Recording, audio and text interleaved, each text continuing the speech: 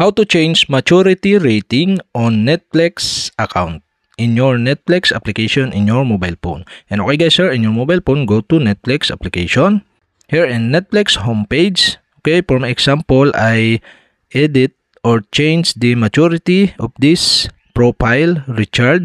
So okay, to do that, you'll have to stop the edit button on the upper right side on your screen. And now you can see the pencil icon on per profile. So okay, tap the pencil icon on this Richard profile.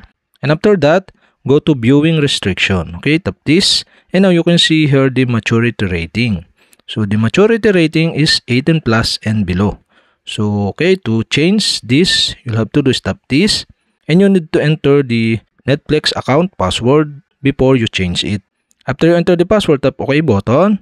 And now you can see here the option. So you can set the maturity rating into allow all rating, panlahatan, 7 plus, 10 plus, 13 plus, 16 plus, or 18 plus. So for my example, I changed the maturity rating into 10 plus.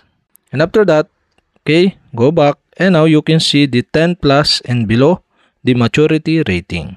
And okay guys, we have successfully changed the maturity rating on Netflix account in your Netflix application on your mobile phone. And okay guys, if you have a question, kindly comment below. And don't forget to hit the subscribe button and the bell to notify you if I have new video. Okay, thanks for watching.